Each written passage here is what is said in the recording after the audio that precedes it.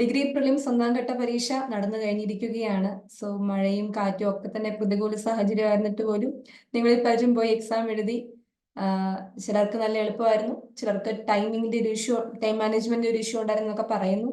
So questions നോക്കുമ്പോൾ നമുക്ക് മനസ്സിലാകുന്ന കാര്യം, ജോഗ്രഫി ഒക്കെ തന്നെ നമ്മൾ യൂഷ്വലി കാണുന്ന ഫാക്ച്വൽ ആയിട്ടുള്ള ചോദ്യങ്ങൾക്ക് പുറമെ കുറച്ചും കൂടി ഡെപ്തിലുള്ള അനലിറ്റിക്കൽ ആയിട്ടുള്ള ചോദ്യങ്ങളൊക്കെ തന്നെയാണ് ചോദിച്ചിരിക്കുന്നത്. പക്ഷെ പൊളിറ്റി ഒക്കെ തന്നെ വളരെ എളുപ്പമുള്ള ഫാക്ച്വൽ ആയിട്ട് ആർട്ടിക്കിൾസിന്റെ പേരോ അല്ലെങ്കിൽ അമെന്റ്മെന്റിനെ പറ്റിയൊക്കെ തന്നെ നേരിട്ട് ചോദിക്കുന്ന രീതിയിലുള്ള സിമ്പിൾ ആയിട്ടുള്ള ചോദ്യങ്ങളാണ് പൊളിറ്റിയിലൊക്കെ നമ്മൾ കണ്ടത്.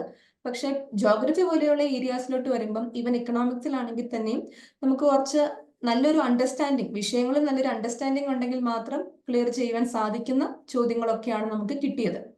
എനിവേ, നമുക്ക് എന്തായാലും ഇന്നത്തെ ഒരു ക്വസ്റ്റ്യൻ പേപ്പറിന്റെ ഒരു ഡിസ്കഷൻ നടത്താം. നമ്മൾ ആക്ച്വലി ഉദ്ദേശിക്കുന്നത് ജസ്റ്റ് ഈ ക്വസ്റ്റ്യൻസ് വായിച്ചു വിടുക അല്ലെങ്കിൽ ആൻസർ കീ നോക്കി ആൻസർ പറയുക എന്നുള്ള കാര്യം മാത്രമല്ല, ഈ ചോദ്യവുമായി ബന്ധപ്പെട്ടിരിക്കുന്ന മറ്റു കുറച്ച് ഫാക്ട്സും കൂടെ നമ്മൾ ഡിസ്കസ് ചെയ്യും.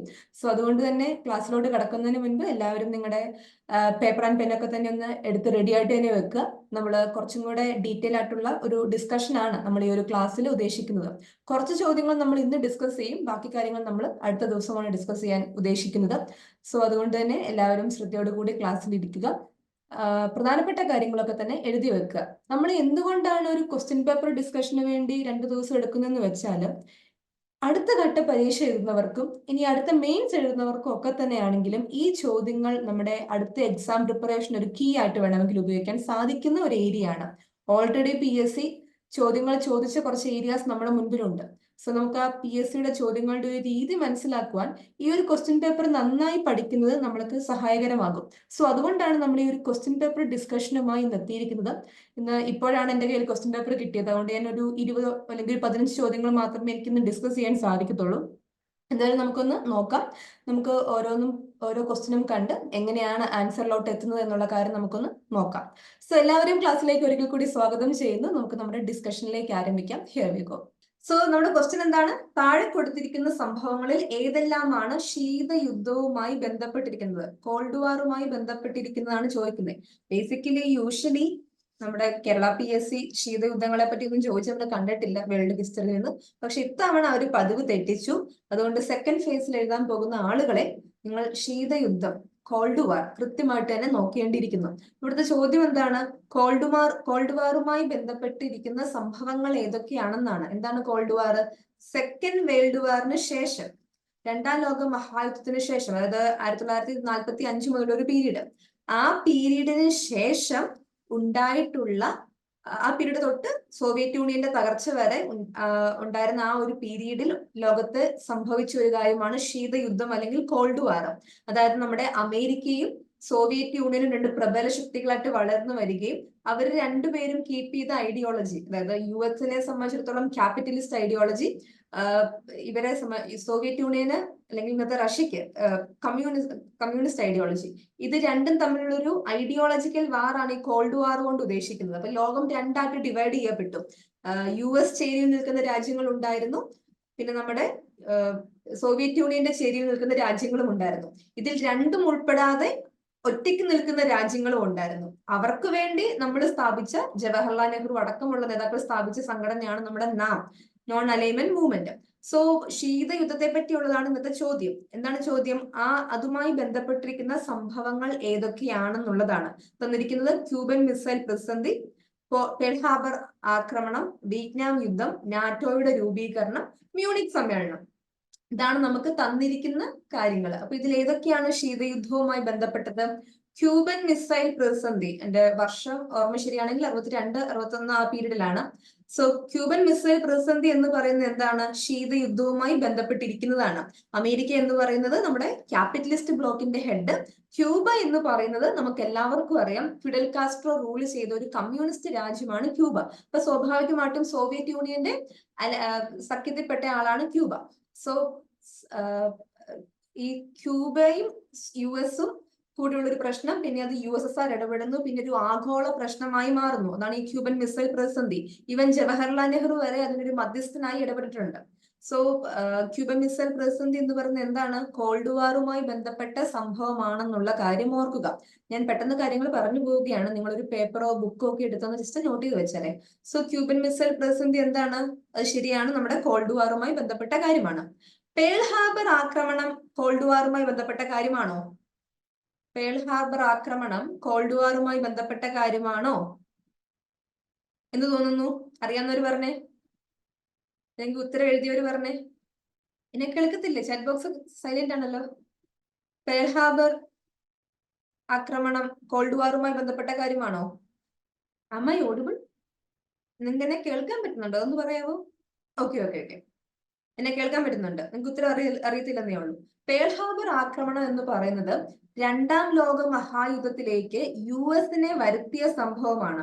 ഈ രണ്ടാം ലോക മഹായുദ്ധം ജർമ്മനി പ്രഖ്യാപിച്ച സമയത്ത് US അതിൽ പങ്കെടുക്കുന്നില്ല എന്ന് കൃത്യമായിട്ട് തീരുമാനിച്ച രാജ്യമായിരുന്നു.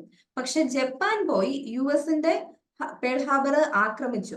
അതിൽ പ്രതിഷേധിച്ചിട്ടാണ് US സെക്കൻഡ് വേൾഡ് വാറിലേക്ക് വരികയും സെക്കൻഡ് വേൾഡ് വാറിന്റെ ഗതി ആകെ മാറ്റുകയും അതിന് അവസാനം സെക്കൻഡ് വേൾഡ് വാറില് ഈ അറ്റോമിക് ബോംബൊക്കെ എറിഞ്ഞ് ജപ്പാനെ വൻ നാശത്തിലേക്ക് നയിക്കുകയൊക്കെ ചെയ്ത സംഭവത്തിന് തുടക്കം എന്ന് പറയുന്നത് എന്താണ്? പേൾ ഹാർബർ ആക്രമണമാണ്. സോ സെക്കൻഡ് വേൾഡ് വാറുമായി ബന്ധപ്പെട്ടിരിക്കുന്ന സംഭവമാണ് പേൾ ഹാർബർ ആക്രമണം. സോ അതിന് ശീതയുദ്ധവുമായി കോൾഡ് വാറുമായി ബന്ധമില്ല. കാരണം എന്താ? കോൾഡ് വാർ ആരംഭിച്ചത് എപ്പോഴാ? സെക്കൻഡ് വേൾഡ് വാറിന് ശേഷമാണ്. ഓക്കെ, കോൾഡ് വാർ ആരംഭിച്ചത് സെക്കൻഡ് വേൾഡ് വാറിന് ശേഷമാണ്. അതിന് മുൻപത്തെ സംഭവമാണ് പേൾ ഹാർബർ ആക്രമണം. അപ്പൊ അതെന്താണ്? സെക്കൻഡ് വേൾഡ് വാറുമായി രണ്ടാം ലോക മഹായുദ്ധവുമായി ബന്ധമില്ലാത്ത സംഭവമാണ് പേൾ ഹാർബർ ആക്രമണം. ഇനി വിയറ്റ്നാം യുദ്ധത്തിന് ബന്ധമുണ്ടോ? ഉണ്ട്. ശീതയുദ്ധ കാലത്താണ് വിയറ്റ്നാം യുദ്ധം നടന്നത്. സോ അതും ഇതുമായി ബന്ധപ്പെട്ടിരിക്കുന്നു. ഇനി നാറ്റോയുടെ രൂപീകരണം PSCക്ക് വളരെ ഇഷ്ടമുള്ള ഒരു സംഘടനയാണ് നാറ്റോ. കഴിഞ്ഞ തവണത്തെ പ്രിലിംസിന്റെ ക്വസ്റ്റ്യൻ പേപ്പർ എടുത്ത് നോക്കിയോളൂ, അവിടെ നിങ്ങൾക്ക് ഈ നാറ്റോയെ പറ്റി കാണുവാൻ സാധിക്കും. അത് പ്രിലിംസിന് മാത്രമല്ല, ഈവൻ LDC എക്സാമിന് പോലും നാറ്റോയെ പറ്റി ചോദിച്ചിരുന്നു. സോ എന്താണ് NATO? North Atlantic Treaty Organization എന്നുള്ളതാണ് നാറ്റോയുടെ full form, North Atlantic Treaty Organization. ഇനി വേറൊരു സംഘടനയുണ്ട്, സീറ്റോ എന്നാണെന്ന് എനിക്ക് ഓർമ്മ, South East Asian Treaty Organization. പിന്നെ സെന്റോ ഉണ്ട്. സോ ഇതൊക്കെ എന്താണ്? ഇതൊക്കെ ആക്ച്വലി കോൾഡ് വാറിന്റെ പീരീഡില്, ശീതയുദ്ധകാലത്ത് ഞാൻ പറഞ്ഞ പോലെ അമേരിക്കയുടെ പിന്നിൽ കുറെ രാജ്യങ്ങൾ ഒത്തുകൂടി, സോവിയറ്റ് യൂണിയന്റെ പിന്നിലും കുറെ രാജ്യങ്ങൾ ഒത്തുകൂടി. അതില് അമേരിക്കയുടെ സഖ്യകക്ഷികളായിരുന്ന രാജ്യങ്ങൾക്ക് വേണ്ടി സ്ഥാപിച്ച സംഘടനയാണ് നാറ്റോയും സെറ്റോയും ഒക്കെ തന്നെ. ഓക്കെ, നാറ്റോ, സെന്റോ, സീറ്റോ എന്നൊക്കെ പറയുന്നത് ഈ അമേരിക്കയുടെ സഖ്യകക്ഷികളായ രാജ്യങ്ങൾക്ക് വേണ്ടി സ്ഥാപിച്ച സംഘടനയാണ്. ഇപ്പൊ നാറ്റോ ഇപ്പോഴും പ്രവർത്തിക്കുന്നുണ്ട്. കഴിഞ്ഞ തവണ ചോദിച്ചത് നാറ്റോയുടെ ഹെഡ് ആരാണെന്നാണ്, പ്രസിഡന്റ് ആരാണെന്നാണ് ചോദിച്ചത്. Mark Rutte. ഓക്കെ, നാറ്റോയുടെ ഹെഡ് മാർക്ക് റൂട്ട് ആണ്. നാറ്റോയുടെ ഹെഡ് ക്വാർട്ടേഴ്സ് എന്ന് പറയുന്നത് ബ്രസൽസ് ആണ്. ഓക്കെ, ഇതൊക്കെ ഒന്ന് നോട്ട് ചെയ്ത് വെച്ചാല്. സോ നാറ്റോ എന്ന് പറയുന്ന ആക്ച്വലി ശീതയുദ്ധ കാലത്ത് ഉണ്ടായിരുന്ന ആ സമയത്ത് രൂപീകരിച്ച സംഘടനയാണ്. ആ സമയത്താണ് അതിന്റെ പ്രസക്തി. അമേരിക്കയുടെ സഖ്യകക്ഷികളെ അല്ലെങ്കിൽ അമേരിക്കൻ ചേരിയിൽ നിൽക്കുന്ന രാജ്യങ്ങൾക്ക് വേണ്ടി സ്ഥാപിച്ച സംഘടനയാണ് നാറ്റോ. നാറ്റോ ഇപ്പോഴും പ്രവർത്തിക്കുന്നുണ്ട്. യുക്രൈൻ നാറ്റോ മെമ്പർഷിപ്പിന്റെ പേരിലാണ് യുക്രൈൻ വാർ തന്നെ ഉണ്ടായത്. ഓക്കെ, അതൊരു ക്വസ്റ്റ്യൻ ആയിരുന്നു, PSC ക്വസ്റ്റ്യൻ ആയിരുന്നു. സോ നാറ്റോയുടെ രൂപീകരണം എന്ന് പറയുന്നത് ശീതയുദ്ധ കാലവുമായി ബന്ധപ്പെട്ടിരിക്കുന്ന കാര്യമാണ്. സോ അത് ഉണ്ട് എന്നുള്ള കാര്യം ഓർക്കാം. ഇനി ഈ നാറ്റോയ്ക്ക് ബദലായിട്ട് നമ്മുടെ സോവിയറ്റ് യൂണിയൻ, അവരാണല്ലോ അപ്പുറത്തെ ശേരിയിൽ നിൽക്കുന്നത്. സോവിയറ്റ് യൂണിയന്റെ ഒരു ഉടമ്പടി ഉണ്ട്, അതാണ് വാർസോ പാക്ട്. സോവിയറ്റ് യൂണിയന്റെ ഒരു ഉടമ്പടി ഉണ്ട്, അതാണ് വാർസോ പാക്ട്. ഒരു ഡിഗ്രി പ്രിലിംസ്, എനിക്ക് തോന്നുന്നു 2021 22 ചോദിച്ച ക്വസ്റ്റ്യൻ ആണ് ഈ വാർസോ പാക്ട് എന്നാണ് നിലവിൽ വന്നതെന്ന്. അത് 1955 ഈ വാർസോ പാക്ട് എന്താണ്? അത് ഈ നാറ്റോ പോലെ തന്നെ സോവിയറ്റ് യൂണിയന്റെ സഖ്യകക്ഷികൾക്ക് വേണ്ടി ഉണ്ടാക്കിയ ഒരു ഉടമ്പടിയാണ് വാർസോ പാക്ട്. അത് ഓർത്തു വെക്കുക. നാറ്റോയും വാർസോ പാക്ടും രണ്ടും ഡിഫറെന്റ് ആണ്. ഒന്ന് നാറ്റോ എന്ന് പറയുന്നത് US സഖ്യകക്ഷികൾക്ക് വേണ്ടി, വാർസോ പാക്ട് എന്താണ്? USSRന്റെ, സോവിയറ്റ് യൂണിയന്റെ സഖ്യകക്ഷികൾക്ക് വേണ്ടി. ഓക്കെ, സോ അതൊന്ന് എഴുതിയെടുക്കുക. വാർസോ പാക്ട് 1955 സ്ഥാപിച്ചത്. സോ നാറ്റോയുടെ രൂപീകരണം ഇതുമായി ബന്ധപ്പെട്ടാണ്. ഇനി മ്യൂണിക് സമ്മേളനം, മ്യൂണിക് കോൺഫറൻസിന് ശീതയുദ്ധവുമായി ബന്ധമുണ്ടോ എന്ന് ചോദിച്ചാൽ ഇല്ല. 1938 നമ്മുടെ മ്യൂണിക് കോൺഫറൻസ് നടന്നത്.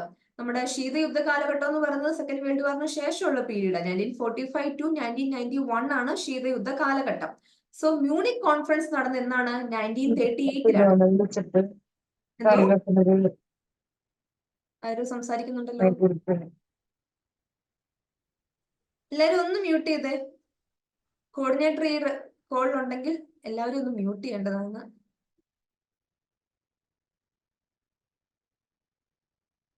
ഓക്കെ, എല്ലാവരും ഒന്ന് മ്യൂട്ട് ചെയ്യണേ. Okay fine. അപ്പൊ നമ്മൾ മ്യൂണിക് കോൺഫറൻസിനെ പറ്റിയാണ് പറഞ്ഞത്. 1938 മ്യൂണിക് കോൺഫറൻസ് നടന്നത്. എന്താണ് അതിന്റെ പ്രത്യേകത? അത് ആക്ച്വലി സെക്കൻഡ് വേൾഡ് വാറിന് മുൻപ് ഹിറ്റ്ലറിന്റെ ലീഡർഷിപ്പിൽ ഹിറ്റ്ലർ UK, ബ്രിട്ടന്, ഫ്രാൻസ്, ഇറ്റലി തുടങ്ങിയ രാജ്യങ്ങൾ സമ്മേളിച്ചതാണ് മ്യൂണിക് കോൺഫറൻസ് കൊണ്ട് ഉദ്ദേശിക്കുന്നത്. അത് ചെക്കോസ്ലോവാക്കിയയുടെ മേലുള്ള ജർമ്മനിയുടെ അധികാരത്തെ പിന്തുണയ്ക്കണം എന്നുള്ള രീതിയിൽ അവർ നടത്തിയ ഒരു കോൺഫറൻസ് ആണ് മ്യൂണിക് സമ്മേളനം. അത് 1938 അത് സെക്കൻഡ് വേൾഡ് വാറിന് തുടക്കം കുറിച്ച സംഗതികളിൽ ഒന്നാണ്. ഓക്കെ, സോ അതിന് ശീതയുദ്ധവുമായി ബന്ധമില്ല. ശീതയുദ്ധവുമായി ബന്ധമുണ്ടെന്ന് നമ്മൾ പറഞ്ഞ കാര്യങ്ങൾ എന്തൊക്കെയാണ്? ക്യൂബൻ മിസൈൽ പ്രതിസന്ധി ഉണ്ട്, വിയറ്റ്നാം യുദ്ധമുണ്ട്, നാറ്റോയുടെ രൂപീകരണമുണ്ട്. സോ ഇതെല്ലാം ഉൾപ്പെടുന്ന ഓപ്ഷൻ എ ആണ് ഇവിടുത്തെ ശരിയായിട്ടുള്ള ആൻസർ.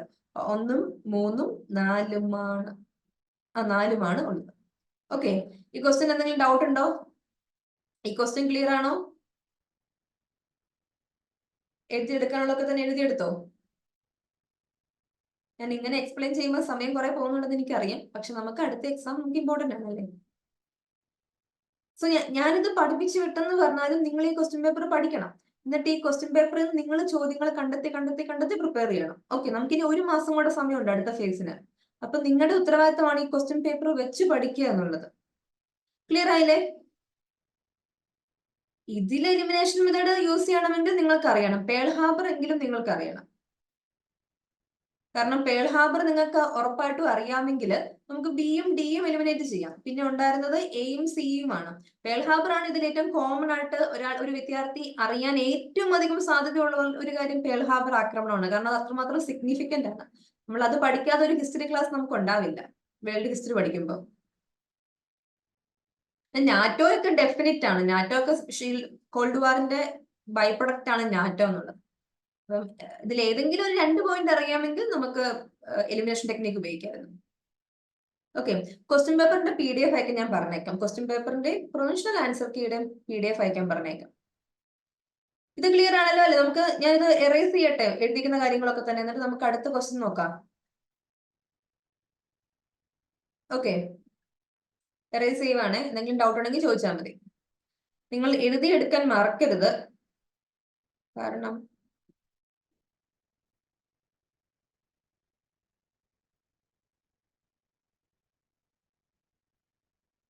ഓക്കെ, അടുത്ത ക്വസ്റ്റ്യൻ. ഈ ക്വസ്റ്റ്യൻ ഞാൻ നിങ്ങളെ പഠിപ്പിച്ചതാണ്. എന്റെ മിഡീവൽ ഇന്ത്യ, എന്റെ ഫസ്റ്റ് ക്ലാസ് മിഡീവൽ ഇന്ത്യയാണ്. ആ മിഡീവൽ ഇന്ത്യയെ പറ്റി പഠിപ്പിച്ചപ്പോൾ ഞാൻ നിങ്ങൾക്ക് വേറെ ഒന്നും പറഞ്ഞു തന്നിട്ടില്ല. ഞാൻ നിങ്ങൾക്ക് പറഞ്ഞു തന്നത് മുഗൾ സാമ്രാജ്യത്തിലെ സുൽത്താൻമാരെ പറ്റിയും അവരുടെ ആർക്കിടെക്ചറിനെ പറ്റിയും അവർക്കുള്ള പുസ്തകങ്ങളെ പറ്റിയുമാണ്. അപ്പൊ ആർക്കിടെക്ചർ എന്ന് പറഞ്ഞ് ഞാനൊരു ടേബിൾ വരച്ച് നിങ്ങൾക്ക് തന്ന സാധനമാണ് ഇവിടെ ചോദിച്ചിരിക്കുന്നത്. ഓർമ്മയുണ്ടോ? അഖിൽ എഴുതിയോ? ഇന്ന് എക്സാം എഴുതി ബാക്കിയുള്ളവർ ശരിയാക്കിയോ? ഇത് എനിക്ക് അതാണ് അറിയേണ്ടത്. ഇന്ന് എക്സാം ഉള്ള ആക്കൾ ഇത് ശരിയാക്കിയോ? അഖിൽ എവിടെ പോയി? ഇന്ന് ബാക്കി ആർക്കായിരുന്നു എക്സാം ഉണ്ടായിരുന്നത്?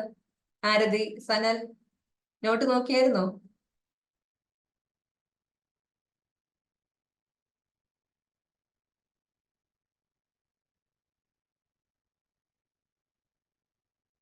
സനലിന് എക്സാം ഉണ്ടായിരുന്നില്ല. ഓക്കെ ഓക്കെ, അഖിലിനെ കാണാനേ ഇല്ല. ഓക്കെ ഓക്കെ, അപ്പൊ നമ്മുടെ ക്വസ്റ്റ്യൻ എന്താണ്? മുഗൾ വാസ്തുവിദ്യയെ കുറിച്ചുള്ള താഴെ പറയുന്ന പ്രസ്താവനകളിൽ ഏതാണ് ശരി എന്നുള്ളതാണ്. ശരിയായിട്ടുള്ളതാണ് നമ്മൾ കണ്ടുപിടിക്കേണ്ടത്. അപ്പം പ്രസ്താവന ഏതൊക്കെയാണ്? ഫത്തേപൂർ സിക്രിയിൽ കോട്ട സമുച്ചയം സ്ഥാപിച്ചത് ഷാജഹാനാണ്. ഫത്തേപൂർ സിക്രി കോട്ട സ്ഥാപിച്ചത് ആരാണ്? ഷാജഹാൻ ആണെന്നുള്ളതാണ് ഇവിടെ പറഞ്ഞിരിക്കുന്ന പ്രസ്താവന. ഇത് ശരിയാണോ? ഇത് ശരിയാണോ? ഓക്കെ കല്യാണി, എല്ലാവരും ഒന്ന് പറഞ്ഞു. ഇത് വേൾഡ് ഹിസ്റ്ററി ഞാൻ പഠിപ്പിച്ചിട്ടില്ല, പക്ഷെ ഇന്ത്യൻ ഹിസ്റ്ററി ഞാൻ പഠിപ്പിച്ചതാണ്. അപ്പം എല്ലാരും കൃത്യമായിട്ട് പറഞ്ഞേ. Aarti very good. Musina okay, very good.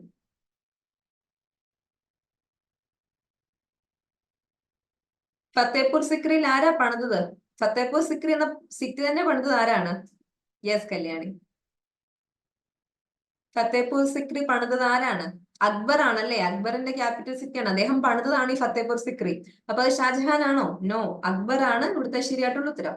ചെങ്കോട്ടയിലേക്കുള്ള ഉയർന്ന കവാടം ബൂലന്ദ് ദർവാസ എന്നറിയപ്പെടുന്നു. അല്ല, ബൂലന്ദ് ദർവാസ എന്ന് പറയുന്നത് തികച്ചും സെപ്പറേറ്റ് ആയിട്ട് നിൽക്കുന്ന വേറൊരു ഗേറ്റ് വേ ആണ്. ഇന്ത്യയിലെ തന്നെ ഏറ്റവും ഹയസ്റ്റ് ഗേറ്റ് വേ എന്നറിയപ്പെടുന്ന ഗേറ്റ് വേ ആണ് ബൂലന്ദ് ദർവാസ. ഈ ചെങ്കോട്ടയിലെ ഒരു ഗേറ്റ് വേ, ഒരു മെയിൻ എൻട്രൻസ് അറിയപ്പെടുന്ന പേര് ലാഹോരി ഗേറ്റ് എന്നുള്ളതാണ്. ഒന്ന് എഴുതി വെച്ചാല്, ലാഹോരി ഗേറ്റ് എന്നുള്ളതാണ് ചെങ്കോട്ടയുടെ മെയിൻ എൻട്രൻസ് അറിയപ്പെടുന്നത്. സോ സെക്കൻഡ് പ്രസ്താവനയും തെറ്റാണ്. ഇനി ഡൽഹിയിലെ മോത്തി മസ്ജിദ് നിർമ്മിച്ചത് ജഹാംഗീർ ആണ്. ഇത് ശരിയാണോ? സ്റ്റേറ്റ്മെന്റ് തേർഡ് ശരിയാണോ? നോ. അപ്പൊ ആരാ നിർമ്മിച്ചേ? ഇതും ഞാൻ ആ തന്നിരിക്കുന്ന നോട്ടിലുണ്ട്. ഡൽഹിയിലെ മോത്തി മസ്ജിദ് ആരാണ്? Very good Kalyani.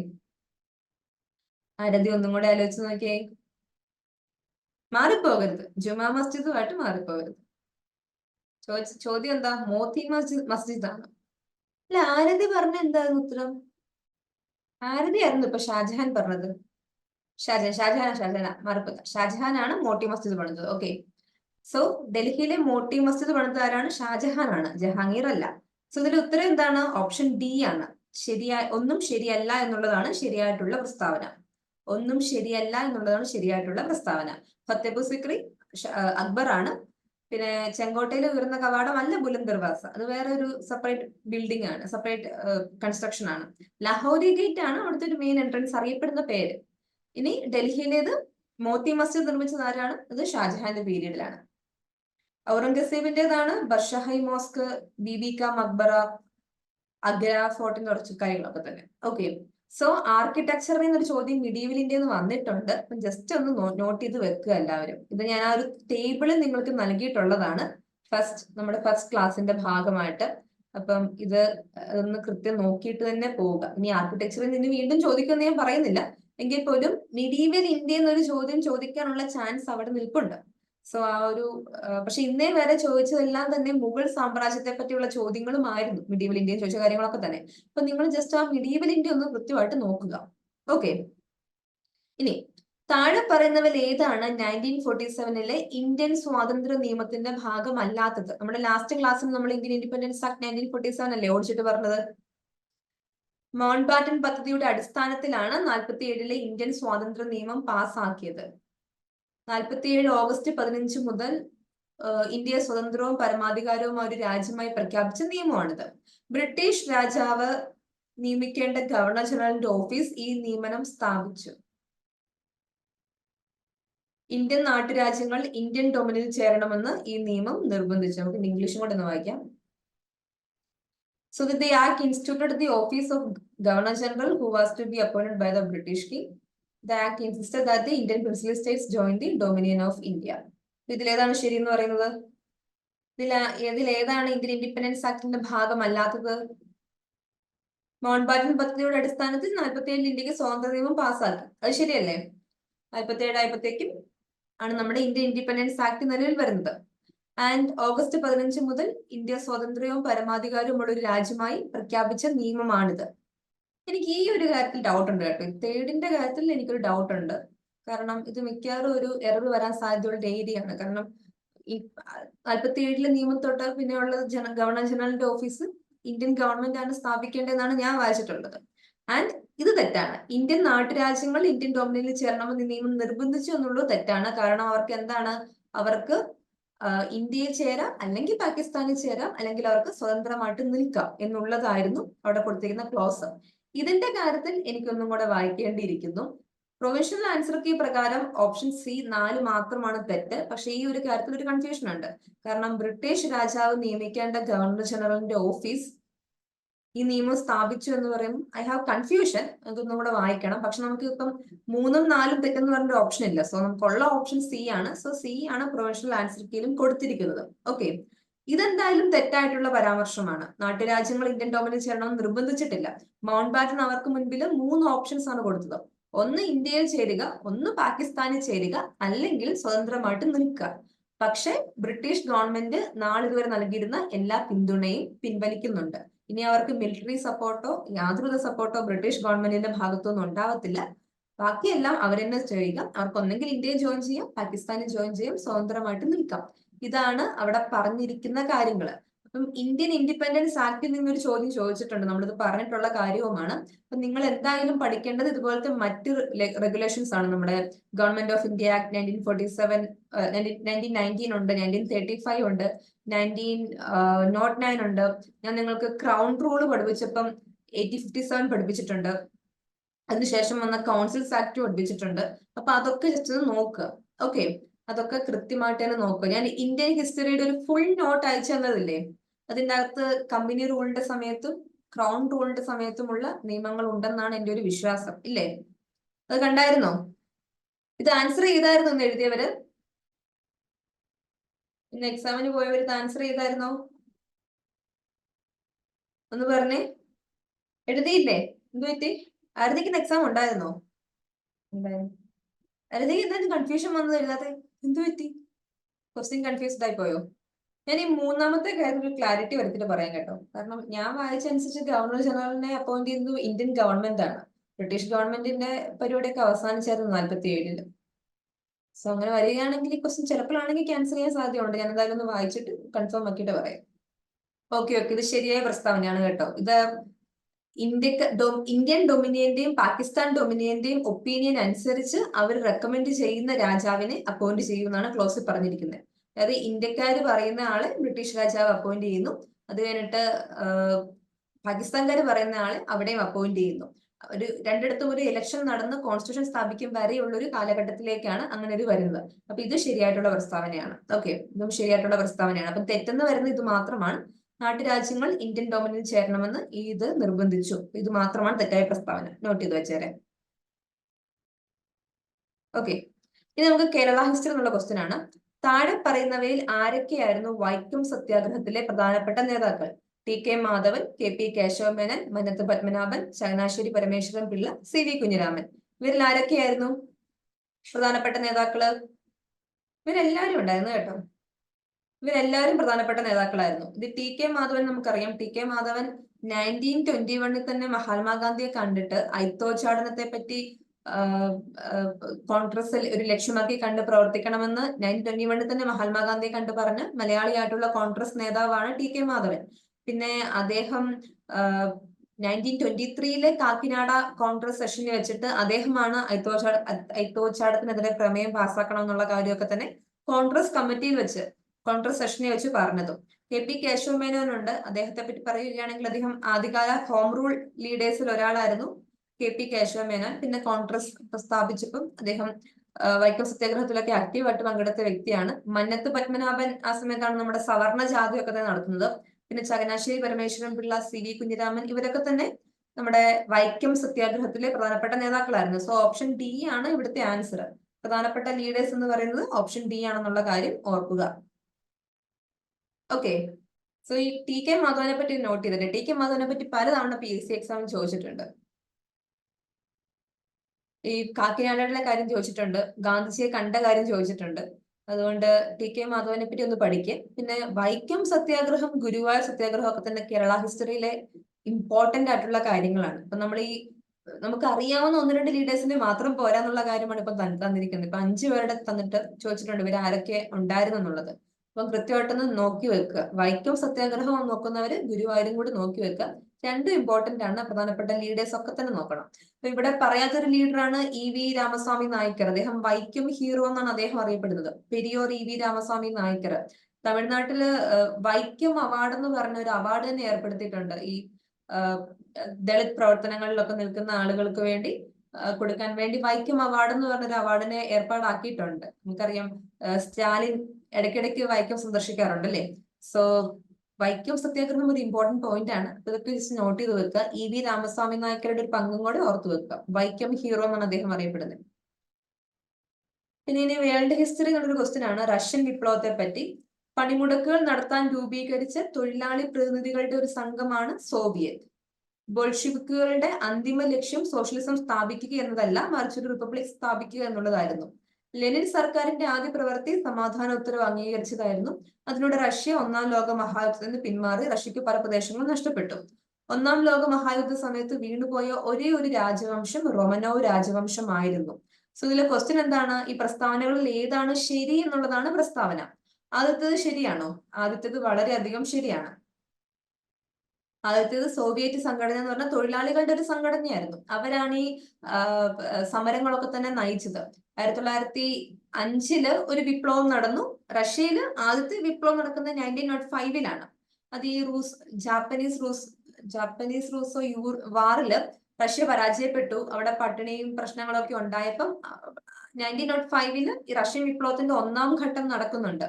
രണ്ടാം ഘട്ടമാണ് നമ്മൾ കാണുന്ന 1917 നടക്കുന്നത്. ഇപ്പൊ ഈ 1905 വിപ്ലവത്തിന് ശേഷമാണ് സോവിയറ്റുകൾ സ്ഥാപിക്കപ്പെട്ടത്. അത് സോവിയറ്റ് മീൻസ് തൊഴിലാളികളുടെ ഒരു ഓർഗനൈസേഷൻ എന്നാണ് അർത്ഥം. അപ്പൊ അവരാണ് ഈ വിപ്ലവത്തെ നയിച്ചത്. നമ്മൾ സോവിയറ്റ് യൂണിയൻ എന്നാണല്ലോ USSRനെ വിളിക്കുന്നത് തന്നെ. സോ സോവിയറ്റുകളെ പറ്റിയുള്ള പ്രസ്താവന ശരിയാണ്. ഇനി ബോൾഷെവിക്കും മെൻഷെവിക്കും എന്ന് പറഞ്ഞ രണ്ട് ഗ്രൂപ്പ് ഓഫ് സോഷ്യലിസ്റ്റുകൾ അവിടെ ഉണ്ടായിരുന്നു. ബോൾഷെവിക്കുകളും ഉണ്ടായിരുന്നു, മെൻഷെവിക്കുകളും ഉണ്ടായിരുന്നു. അപ്പം 1917 വിപ്ലവമാണെങ്കിലും രണ്ട് ഘട്ടമാണ്. ഒന്ന് ഫെബ്രുവരി റെവല്യൂഷനും വേറൊന്ന് ഒക്ടോബർ റെവല്യൂഷനും. ഫെബ്രുവരി റെവല്യൂഷന് ശേഷം അവിടെ ഉണ്ടായിരുന്ന ഡൈനാസ്റ്റി മാറുകയും മെൻഷെവിക്കുകൾ അധികാരത്തിൽ വരികയും ചെയ്തു. പക്ഷെ ഈ മെൻഷെവിക്കുകൾ അവര് വാഗ്ദാനം ചെയ്തൊരു ഭരണമായിരുന്നില്ല അവർ നടത്തിയത്. അപ്പം അതിനെതിരെ ബോൾഷെവിക് റെവല്യൂഷൻ ഉണ്ടാവുകയും അതാണ് ഒക്ടോബർ വിപ്ലവം എന്ന പേരിൽ അറിയപ്പെടുന്നത്. അവിടെയാണ് ലെനിൻ അധികാരത്തിലേക്ക് വരുന്നത്. ഓക്കെ, സോ മെൻഷെവിക്കുകളുടെ ലീഡർ എന്ന് പറയുന്നത് കെറൻസ്കി ആണ്. ബോൾഷെവിക്കുകളുടെ ലീഡറാണ് ലെനിനും. സോ ബോൾഷെവിക്കുകളുടെ അന്തിമ ലക്ഷ്യം സോഷ്യലിസം സ്ഥാപിക്കുക എന്നതല്ല, മറിച്ച് റിപ്പബ്ലിക് സ്ഥാപിക്കുക എന്നുള്ളതെന്ന് പറയുമ്പോൾ ആ പ്രസ്താവന തെറ്റാണ്. കാരണം റിപ്പബ്ലിക് എന്ന് വെച്ചാൽ എന്താണ്? നേതാവിനെ, നമ്മുടെ രാഷ്ട്രത്തിന്റെ പരമപ്രധാനമായ നേതാവിനെ നമ്മൾ ഇലക്ഷനിലൂടെ തെരഞ്ഞെടുക്കുന്ന ഒരു രീതിയാണ് റിപ്പബ്ലിക്. പക്ഷെ അവിടെ അങ്ങനെയല്ല. അവിടെ കമ്മ്യൂണിസ്റ്റ് പാർട്ടിയുടെ ലീഡറാണ് അവിടുത്തെ ഹെഡായിട്ട് വരിക. അവരുടെ ലക്ഷ്യം സോഷ്യലിസം സ്ഥാപിക്കുക എന്നുള്ളതായിരുന്നു. റിപ്പബ്ലിക് സ്ഥാപിക്കുന്നതിനപ്പുറം സോഷ്യലിസ്റ്റ് വ്യവസ്ഥതയിലുള്ള ഒരു രാജ്യം സ്ഥാപിക്കുക എന്നുള്ളതായിരുന്നു ബോൾഷെവിക്കുകളുടെ ലക്ഷ്യം. അപ്പൊ ഈ രണ്ടാമത്തെ പ്രസ്താവന തെറ്റാണ്. ഓക്കെ, ഇനി ലെനിൻ സർക്കാരിന്റെ ആദ്യ പ്രവൃത്തി സമാധാന ഉത്തരവ് അംഗീകരിച്ചതായിരുന്നു. അതിലൂടെ റഷ്യ ഒന്നാം ലോക മഹായുദ്ധത്തിൽ നിന്ന് പിന്മാറി. റഷ്യക്ക് പല പ്രദേശങ്ങളും നഷ്ടപ്പെട്ടു. ഓക്കെ, 1914 മുതൽ 1918 വരെയുള്ള കാലഘട്ടമാണ് ഒന്നാം ലോക മഹായുദ്ധം. അപ്പൊ ഈ റഷ്യ ഒന്നാം ലോക മഹായുദ്ധത്തിൽ പങ്കെടുത്തത് അവിടെ രാജഭരണ സമയത്തായിരുന്നു. അവര് ഒന്നാം ലോക മഹായുദ്ധത്തിൽ പങ്കെടുത്തത്. സോ ഇവർ ഈ പങ്കെടുത്തത് ചൊല്ലി ജനങ്ങൾക്കിടയിൽ വളരെ വൻതോതിലുള്ള പ്രതിഷേധം ഉണ്ടായിരുന്നു. കാരണം സാമ്പത്തികമായി അത്ര നല്ല സ്ഥിതിയിലല്ല. അതിനിടയ്ക്കാണ് യുദ്ധത്തിൽ. അപ്പൊ അതിനെതിരെയാണ് മെൻഷെവിക്കുകൾ ആദ്യം വിപ്ലവം നടത്തിയത്. എന്നിട്ട് മെൻഷെവിക്കുകൾ, അവിടുത്തെ രാജാവൊക്കെ തന്നെ ഭരണം നഷ്ടപ്പെട്ടു. മെൻഷെവിക്കുകൾ അധികാരത്തിൽ കയറി. എന്നിട്ട് അവര് ഒന്നാം ലോക മഹായുദ്ധത്തിന് പിന്മാറിയോ? അവര് പിന്മാറിയില്ല. മെൻഷെവിക്കുകൾ പിന്മാറിയില്ല. അവര് പിന്മാറാത്തതിൽ പ്രതിഷേധിച്ചിട്ടാണ് ബോൾഷെവിക്കുകൾ സമരം നടത്തുകയും ഒക്ടോബർ വിപ്ലവത്തിലൂടെ ബോൾഷെവിക്കുകൾ അധികാരത്തിലോട്ട് വരികയും ചെയ്തത്. അങ്ങനെ വന്നിട്ട് അവർ ആദ്യം ചെയ്തത് ഒന്നാം ലോക മഹായുദ്ധത്തിൽ നിന്ന് പിന്മാറിയതാണ്. ഓക്കെ, ഒന്നാം ലോക മഹായുദ്ധത്തിൽ നിന്ന് റഷ്യ പിന്മാറിയതാണ് ബോൾഷെവിക്കുകൾ ആദ്യം ചെയ്തത്. അപ്പൊ നമ്മുടെ മൂന്നാമത്തെ പ്രസ്താവന ശരിയാണോ? ശരിയാണ്. ഇനി ബോൾഷെവിക്കുകൾ പിന്മാറിയ ഒരു ട്രീറ്റി ഉണ്ട്. അതൊന്ന് എഴുതി വെച്ചാൽ അത് ഒരു തവണത്തെ പ്രിലിംസ് എക്സാമിന് ചോദിച്ചതാണ്. ട്രീറ്റി ഓഫ് ബ്രെസ്റ്റ് ലിസ്റ്റോവ്സ്ക് എന്നൊക്കെ നമുക്ക് വായിക്കാം. LITOSVK ആണ്. സോ ട്രീറ്റി ഓഫ് ബ്രെസ്റ്റ് ലിസ്റ്റോവിക്കിലൂടെയാണ് ഒന്നാം ലോക മഹായുദ്ധത്തിൽ നിന്ന് റഷ്യ പിന്മാറിയത്. ഇതൊരു തവണ ചോദിച്ച ക്വസ്റ്റ്യൻ ആണ്, അത് ഓർത്ത് വെച്ചറിയാം. സോ മൂന്നാമത്തെ സ്റ്റേറ്റ്മെന്റ് ശരിയാണോ? മൂന്നാമത്തെ സ്റ്റേറ്റ്മെന്റ് ശരിയാണ്. ഇനി ഒന്നാം ലോക മഹായുദ്ധ സമയത്ത് വീണുപോയ ഒരേ ഒരു രാജവംശമായിരുന്നു റൊമനോവ് രാജവംശം. ഈ റഷ്യ ഭരിച്ചിരുന്ന ഡൈനാസ്റ്റിയാണ് റൊമനോവ് ഡൈനാസ്റ്റി. അവിടുത്തെ രാജാവിനെ അല്ലെങ്കിൽ ചക്രവർത്തിയെ നമ്മൾ വിളിക്കുന്ന പേരാണ് സർ നിക്കോളാസ് സെക്കൻഡ് ആയിരുന്നു ആ സമയത്ത്, റഷ്യൻ വിപ്ലവത്തിന്റെ സമയത്ത് അവിടുത്തെ ഭരണാധികാരി. സോ അത് ഏത് ഡൈനാസ്റ്റി ആണെന്ന് വെച്ചാൽ റൊമനോവ് ഡൈനാസ്റ്റി. പക്ഷെ ഒന്നാം ലോക മഹായുദ്ധ കാലത്ത് വീണുപോയ ഒരേ ഒരു രാജവംശമല്ല റൊമനോവ് ഡൈനാസ്റ്റി. ഓസ്ട്രിയ ഹംഗറിക്ക് രാജഭരണം നഷ്ടമായി. ജർമ്മനിയിലെ രാജഭരണം അവസാനിച്ചു. നമ്മുടെ ഓട്ടോമാൻ എംപയർ, നമ്മുടെ ഖിലാഫത്ത് മൂവ്മെന്റിന്റെ കാരണം തന്നെ എന്താണ്? ഓട്ടോമാൻ എംപയറിനെ സ്ഥാനഭ്രഷ്ടനാക്കിയതാണ് ഖിലാഫത്ത് മൂവ്മെന്റിനെ തുടക്കത്തിൽ കുറിച്ചത്. അപ്പൊ ഓട്ടോമൻ എംപയറിന് ഭരണം നഷ്ടമായി, രാജഭരണം നഷ്ടമായി. സോ റോമനോ ഡൈനാസ്റ്റിക്ക് മാത്രമല്ല പല ഡൈനാസ്റ്റിക്കും യുദ്ധത്തിൽ പരാജയപ്പെട്ടതോടുകൂടി രാജഭരണം നഷ്ടമായിട്ടുണ്ടെന്നാണ് സത്യം. അപ്പൊ ഇതിന് തെറ്റായിട്ടുള്ള പ്രസ്താവനകൾ ഏതൊക്കെയാണ്? സെക്കൻഡും ഫോർത്തുമാണ്. ശരിയായിട്ടുള്ളത് 1ഉം 3ഉമാണ്. സോ ഓപ്ഷൻ ബി ആണ് ഇവിടുത്തെ കറക്റ്റ് ആയിട്ടുള്ള സ്റ്റേറ്റ്മെന്റ്. ഓപ്ഷൻ ബി ആണ് ഇവിടുത്തെ കറക്റ്റ് ആയിട്ടുള്ള സ്റ്റേറ്റ്മെന്റ് എന്നുള്ള കാര്യം ഓർക്കുക. ഓക്കെ, ഇതിൽ എന്തെങ്കിലും ഡൗട്ട് ഉണ്ടോ? ഇതിലെന്തെങ്കിലും ഡൗട്ട് ഉണ്ടോ? Okay, fine fine. ഇനി അടുത്തത്, കേരള ചരിത്രത്തെ കുറിച്ചുള്ള സ്രോതസ്സുകളിൽ ഈ പ്രസ്താവന ശരിയല്ലാത്തത് ഏത്? ഞാൻ നിങ്ങളോട് പറയുന്നൊരു കാര്യമാണ്.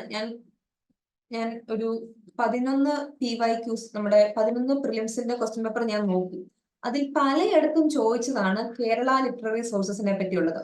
കേരളത്തിന്റെ ഹിസ്റ്റോറിക്കൽ, കേരളത്തെ പറ്റി എഴുതിയിട്ടുള്ള പുസ്തകങ്ങളെ പറ്റിയുള്ള ചോദ്യങ്ങൾ പല കുറി ചോദിച്ച കണ്ടുണ്ട്. അതുകൊണ്ട് നിങ്ങളാണെങ്കിലും അതൊന്ന് ജസ്റ്റ് നോക്കിയിട്ട് മാത്രമേ പോകാവുള്ളൂ. ഇതിൽ ഒന്നാമത്തെ സ്റ്റേറ്റ്മെന്റിൽ പറയുന്ന ഷെയ്ഖ് സൈനുദ്ദീന്റെ തുഫഹത്തുൽ മുജാഹിദിനെ പറ്റി ചോദിക്കാത്ത എക്സാംസ് വളരെയധികം കുറവാണ്. ഈവൻ LDC എക്സാംസിൽ പോലും ചോദിച്ചിട്ടുണ്ട്. ഒന്ന് ഓർത്തു വെക്കുക. അപ്പൊ എന്താണ് ചോദ്യം? പ്രസ്താവനകൾ ശരിയല്ലാത്തത് എന്താണെന്നാണ് ചോദിച്ചിരിക്കുന്നത്. ഒന്നാമത്തെ പ്രസ്താവന, ഷെയ്ഖ് സൈനുദ്ദീൻ രചിച്ച തുഫഹത്തുൽ മുജാഹിദിൻ പോർച്ചുഗീസ് കാലഘട്ടത്തിലെ രാഷ്ട്രീയ ചരിത്രമാണ് കൈകാര്യം ചെയ്യുന്നത്. കേരളത്തെക്കുറിച്ചുള്ള പരാമർശം ഉൾക്കൊള്ളുന്ന ആദ്യ സംസ്കൃത കൃതിയാണ് കൗടില്യന്റെ അർത്ഥശാസ്ത്രം. ഗുരുവായൂർ ക്ഷേത്രത്തിൽ ദിവസേനയുള്ള പൂജ നടത്തുന്നതിനായി ടിപ്പു സുൽത്താൻ വാർഷിക ഗ്രാന്റ് അനുവദിച്ചതായി ക്ഷേത്രരേഖകൾ തെളിയിക്കുന്നു. 14ാം നൂറ്റാണ്ടിൽ കൊല്ലം സന്ദർശിച്ച സ്പാനിഷ് സഞ്ചാരികളായിരുന്നു മാർക്കോ പോളോയും നിക്കോളോ കോണ്ടിയും. ഇതിൽ ഏതൊക്കെയാണ് ശരിയായിട്ടുള്ള പ്രസ്താവന? ശരിയല്ലാത്തതാണ് ചോദിച്ചേക്കുന്നത്. ഒന്നാമത്തത് ശരിയാണ്. പോർച്ചുഗീസ് കാലഘട്ടത്തെ പറ്റി ഒരു ഹിന്റ് നൽകുന്ന പുസ്തകമാണ് ഷെയ്ഖ് സൈനുദ്ദീന്റെ തുഫാഹത്തുൽ മുജാഹിദീൻ. ഓക്കെ, ഇത് വളരെ ഇമ്പോർട്ടന്റ് ആയിട്ടുള്ള ലിറ്റററി വർക്കാണ്, പലവട്ടം ചോദിച്ചിട്ടുള്ളതാണ്. ഷെയ്ഖ് സൈനുദ്ദീന്റെ തുഫാഹത്തുൽ മുജാഹിദീൻ എന്ന് പറയുന്നത് കേരളത്തിലെ പോർച്ചുഗീസ് കാലഘട്ടത്തെ പറ്റിയുള്ള ഒരു ചരിത്രം നൽകുന്നതാണ്. ഇനി കേരളത്തെക്കുറിച്ചുള്ള പരാമർശം ഉൾക്കൊള്ളുന്ന ആദ്യ സംസ്കൃത കൃതിയാണ് കൗടില്യന്റെ അർത്ഥശാസ്ത്രം എന്ന് പറഞ്ഞത് തെറ്റാണ്. എനിക്ക് ഏത് കൃതിയാണെന്ന് അറിയത്തില്ല. ഞാൻ ബ്രൗസ് ചെയ്ത് നോക്കിയപ്പോൾ ഞാൻ കണ്ട കൃതിയുടെ പേര് ഐത്രേയ ആരണ്യക എന്നുള്ളതാണ്. ഇനി വേറെന്തെങ്കിലും ഉത്തരം ഉണ്ടോ എന്ന് എനിക്ക് അറിയത്തില്ല. ഐത്രേയ ആരണ്യക എന്നുള്ളതാണ് ഞാൻ കണ്ട ഒരു കൃതി. കേരളത്തെ പറ്റി പരാമർശമുള്ള ഏറ്റവും ഓൾഡസ്റ്റ് ആയിട്ടുള്ള കൃതി എന്ന രീതിയിൽ ഞാൻ ബ്രൗസ് ചെയ്തപ്പം കണ്ട കൃതി എന്ന് പറയുന്നത് കൗടില്യന്റെ അർത്ഥശാസ്ത്രമല്ല, മറിച്ച് ഐത്രക ആരണ്യക എന്നുള്ളതാണ്.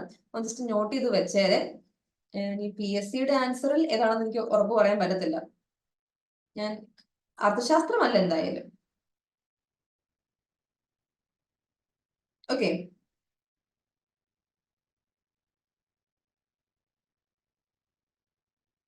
ഇനി ഗുരുവായൂർ ക്ഷേത്രത്തിലേക്കുള്ള പൂജകൾ നടത്തുന്നതിനായി ടിപ്പു സുൽത്താൻ വാർഷിക ഗ്രാന്റ് നൽകിയിരുന്നു. അത് ശരിയായിട്ടുള്ള പ്രസ്താവനയാണ്. ഇനി 14ാം നൂറ്റാണ്ടിൽ കൊല്ലം സന്ദർശിച്ച സ്പാനിഷ് സഞ്ചാരികളായിരുന്നു Marco Polo, Niccolo Conti. Marco Polo ഒരു ഇറ്റാലിയൻ സഞ്ചാരിയായിരുന്നു. പിന്നെ ഒരു 14ാം നൂറ്റാണ്ടായിരുന്നില്ല. മാർക്കോ പോളോ 12ാം നൂറ്റാണ്ടിലും പിന്നെ നിക്കോളോ കോണ്ടി 15ാം നൂറ്റാണ്ടിലുമാണ് ഇവിടെ സന്ദർശിച്ചത്.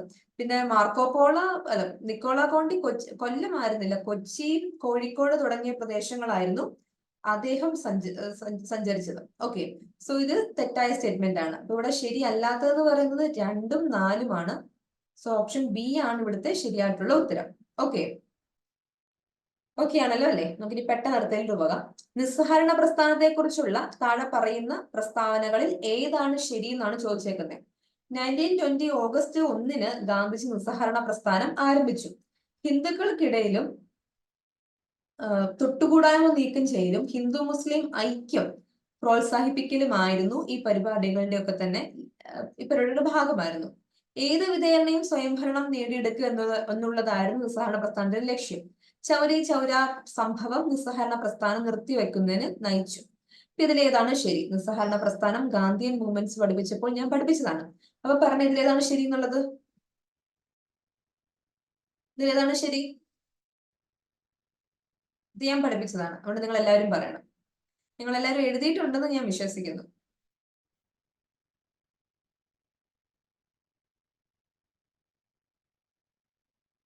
ഒന്ന് ചാറ്റ് ബോക്സിലേക്ക് വന്ന്. യെസ്, റെഡ്മി നോട്ട് 9 ആരാണ്?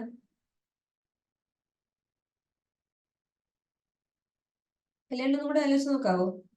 രാഖി. ഓക്കെ, രാഖി. ഓക്കെ, സമയം കുറവുള്ളത് കൊണ്ട് ഞാൻ തന്നെ പറയാം. ഇതിൽ ഒന്നാമത്തെ ശരിയാണ്.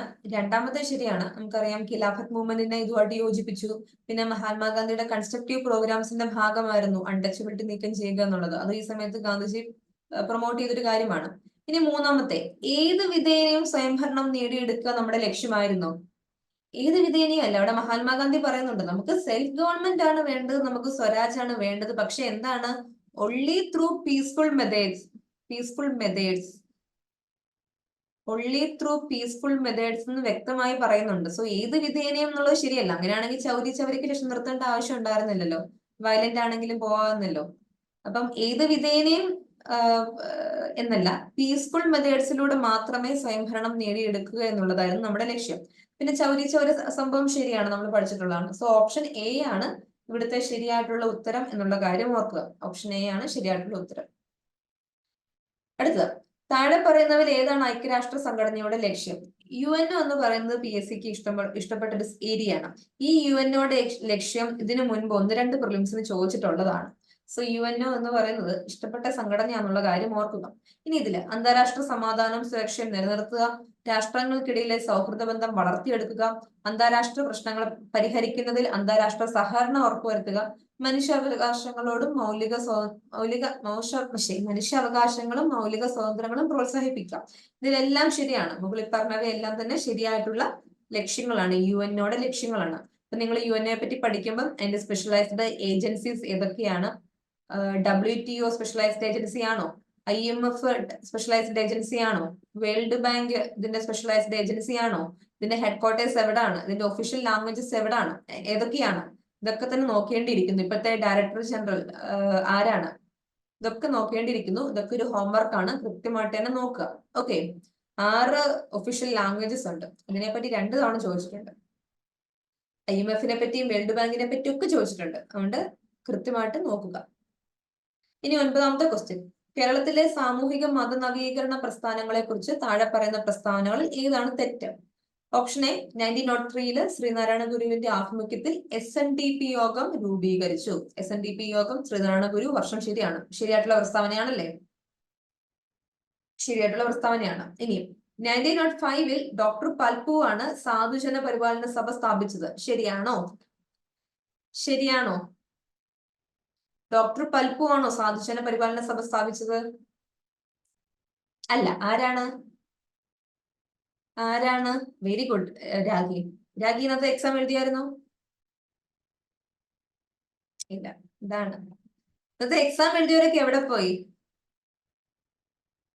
സാധുജന പരിപാലന സഭ സ്ഥാപിച്ചത് ആരാണ്? അയ്യങ്കാളിയാണ്. ഡോക്ടർ പൽപു ലീഡർഷിപ്പ് കൊടുത്തത് SNDP-യിലാണ്. SNDP-യുടെ പിന്നിൽ പ്രവർത്തിച്ചവരാണ് ഡോക്ടർ പൽപു, കുമാരനാശാൻ, ശ്രീനാരായണ ഗുരു, TK മാധവൻ ഒക്കെ തന്നെ. ഓക്കെ, ഇനി 1908 യോഗക്ഷേമ സഭ സ്ഥാപിതമായി. ഏത് വിഭാഗം ജനങ്ങൾക്കിടയിലാണ് യോഗക്ഷേമ സഭയുടെ പ്രവർത്തനങ്ങൾ നടന്നത്? ഏത് വിഭാഗം ജനങ്ങൾക്കിടയിലാണ്, ഏത് പർട്ടിക്കുലർ കമ്മ്യൂണിറ്റിക്കിടയിലാണ് യോഗക്ഷേമ സഭയുടെ പ്രവർത്തനങ്ങൾ നടന്നത്? അല്ലെങ്കിൽ പ്രധാനപ്പെട്ട ഒരു ലീഡറിന്റെ പേര് പറയാൻ പറ്റുമോ? പെട്ടെന്ന് പറയാൻ സമയമില്ല. ബ്രാഹ്മിൺസ്, നമ്പൂതിരിമാർക്കിടയിലായിരുന്നു കേട്ടോ. നമ്പൂതിരിയെ മനുഷ്യനാക്കുക എന്നുള്ളതായിരുന്നു യോഗക്ഷേമ സഭയുടെ മോട്ടോ തന്നെ. നമ്പൂതിരിയെ മനുഷ്യനാക്കുക. VT ഭട്ടതിരിപ്പാട്, കണ്ണീരും കിനാവും, ഇതൊക്കെ തന്നെ യോഗക്ഷേമ സഭ പഠിക്കുമ്പോൾ നമ്മൾ പഠിക്കേണ്ട അനുബന്ധ ഫാക്ട്സ് ആണ്. ഓക്കെ, സോ ഇത് ഓരോന്നും ഓരോ വിഭാഗക്കാർക്കിടയിലാണ്. SNDP ഈഴവ വിഭാഗങ്ങൾക്കിടയിൽ പ്രവർത്തിക്കാൻ അവരുടെ ഉന്നമനത്തിന് വേണ്ടിയുള്ള സംഘടനയായിരുന്നു SNDP. ഇനി സാധുജന പരിപാലന സഭ അയ്യങ്കാളിയുടെ ദളിത് വിഭാഗങ്ങൾക്ക്, അയ്യങ്കാളി ലീഡർഷിപ്പ് കൊടുത്ത ദളിത് വിഭാഗങ്ങൾക്ക് വേണ്ടിയുള്ള സംഘടനയായിരുന്നു സാധുജന പരിപാലന സഭ. പിന്നെ KPMS എന്നാണ് ഇപ്പൊ അതിന്റെ പുതിയ പേര്. കേരള പുലയ മഹാസഭ എന്നുള്ളതാണ് KPMSന്റെ പുതിയ എന്നാണ് ഇപ്പൊ പരിഷ്കരിച്ച പേര്. PK ചാത്തൻ മാസ്റ്റർ ആണ് അതിന് അത് എസ്റ്റാബ്ലിഷ് ചെയ്തത്. ഇനി യോഗക്ഷേമ സഭ നമ്പൂതിരിമാർക്കിടയിൽ പ്രവർത്തിച്ച, ബ്രാഹ്മിൺസിനിടയിൽ പ്രവർത്തിച്ച സംഘടനയാണ് യോഗക്ഷേമ സഭ. ഇനി മന്നത്ത് പത്മനാഭന്റേതാണ് NSS. അത് നായർ വിഭാഗത്തിന് ഇടയിൽ പ്രവർത്തിച്ച സംഘടനയാണ് NSS. സോ ഇത് ഓരോ വിഭാഗങ്ങൾക്ക് വേണ്ടിയുള്ള സംഘടന കൂടിയാണ്, അത് മാറിപ്പോവരുത്. ഓക്കെ, ഡോക്ടർ പൽപു ആണ് ഈഴവ മെമ്മോറിയലിന് പിന്നിൽ പ്രവർത്തിച്ച വ്യക്തി. അപ്പൊ അതറിയാമെങ്കിൽ നമുക്ക് ഈ ഉത്തരം തെറ്റത്തില്ല. ഡോക്ടർ പൽപു ആണ് ഗ്രേറ്റർ ഈഴവ അസോസിയേഷൻ സ്ഥാപിച്ചത്. അപ്പം ഈഴ വിഭാഗത്തിൽപ്പെട്ട ജനങ്ങളുടെ ഉന്നമനത്തിന് വേണ്ടിയാണ് ഡോക്ടർ പൽപ്പ് പ്രവർത്തിച്ചിട്ടുള്ളത്. സോ ആ ഒരു കമ്മ്യൂണിറ്റി കൂടെ നിങ്ങൾ അറിഞ്ഞിരിക്കുന്നത് എപ്പോഴും നല്ലതായിരിക്കും. ഓക്കെ, ഇത് ഓക്കെ ആണോ? നിങ്ങൾ കേരള ഹിസ്റ്ററി നിങ്ങൾ വേറെന്ത് പഠിച്ചാലും പഠിച്ചില്ലെങ്കിലും ഇത്തരം സംഘടനകളും അതിന്റെ ഫൗണ്ടേഴ്സ് അവരെഴുതിയ പുസ്തകങ്ങൾ ഇത് വളരെ ഇമ്പോർട്ടന്റ് ആണ്. ജാതിക്കുമ്മി ആരെഴുതിയ? പ്രാചീന കേരളം. പ്രാചീന കേരളം പ്രാചീന ഭാഷയാണ്, അത് പ്രാചീന മലയാളമാണ്. ഓക്കെ, പിന്നെ എന്താ അങ്ങനെ ഒരു ഇതുണ്ട്. പിന്നെ വേദാന്ത നിരൂപണം, ദൈവദശകം, ഇത്തരം പുസ്തകങ്ങൾ ഇടയ്ക്കിടയ്ക്ക് ചോദിക്കുന്നതാണ്. ഇതൊക്കെ ആരാണ് എഴുതിയത്? ഇതൊക്കെ നോട്ട് ചെയ്ത് വെക്കുക, ഇതൊക്കെ നിങ്ങൾക്കുള്ള ഹോംവർക്കാണ്. പിന്നെ കണ്ണീരും കിനാവും, ജാതിക്കുമ്മി പണ്ഡിറ്റ് കറുപ്പനാണ്. കണ്ണീരും കിനാവും ആരാണ് എഴുതിയത്? വി ടി ഭട്ടതിരിപ്പാടാണ്. അടുക്കളയിൽ നിന്ന് അരങ്ങത്തേക്ക് വി ടി ഭട്ടതിരിപ്പാടാണ്. അപ്പം ശ്രീനാരായണ ഗുരുവിന്റെ പ്രധാനപ്പെട്ട വർക്ക്സ്. പിന്നെ ജാതിക്കുമ്മി പലപ്പോഴും ചോദിക്കാറുണ്ട്. നമ്മുടെ ചട്ടമ്പി സ്വാമികളുടെ വർക്ക്സ് ഇതൊക്കെ തന്നെ ഇമ്പോർട്ടന്റ് ആണ്. ഓക്കെ, പിന്നെ അപ്പം ഈ നമ്മുടെ സാമൂഹിക സംഘടനകളെ പറ്റി പഠിക്കാതെ പോവരുത്. കാരണം അതിനെപ്പറ്റി ഒരു ചോദ്യം കേരള ഹിസ്റ്ററി മസ്റ്റ് ആയിട്ട് ചോദിക്കുന്ന ഒരു ഏരിയ ആണ്. ഇനി 1857 കലാപത്തിന്റെ ഫലമായി ഉണ്ടായത്, British parliament better government of India act പാസാക്കി. ഈസ്റ്റ് ഇന്ത്യ കമ്പനിയുടെ ഭരണം അവസാനിച്ചു. ഇന്ത്യ ബ്രിട്ടീഷ് രാജ്ഞി ഏറ്റെടുത്തു. ഇന്ത്യയുടെ സെക്രട്ടറി ഓഫ് സ്റ്റേറ്റ് എന്ന ഓഫീസ് സൃഷ്ടിക്കപ്പെട്ടു. സാമുദായിക പ്രാതിനിധ്യവും ഡയാർക്കിയും നിലവിൽ വന്നു. ഇതിൽ ഏതൊക്കെയാണ് ശരിയായിട്ടുള്ള പ്രസ്താവനകൾ എന്നാണ് ചോദിച്ചേക്കുന്നത്. ഏതൊക്കെയാണ് ശരിയായിട്ടുള്ള പ്രസ്താവനകൾ എന്ന് പറയാവോ? ഇതും ഞാൻ പഠിപ്പിച്ചിട്ടുള്ളതാണ് എന്ന് പറഞ്ഞേ.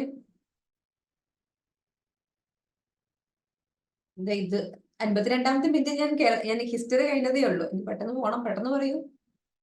ഓപ്ഷൻ മുസ്ലിം ഒന്നുകൂടെ ആലോചിച്ച് നോക്കിയേ.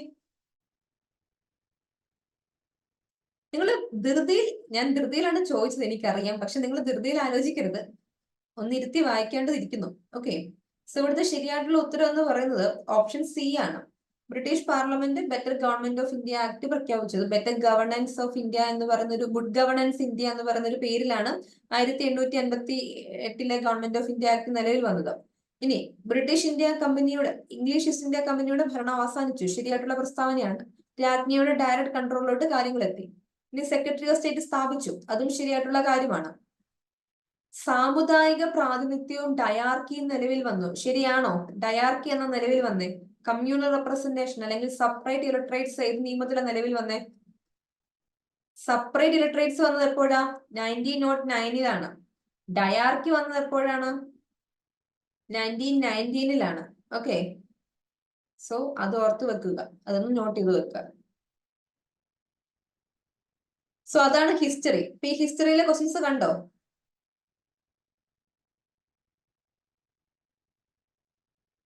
ഇനി 11ാമത്തത് ടോപ്പോഗ്രാഫിക് മാപ്പിനെ പറ്റിയുള്ള ചോദ്യമാണ്.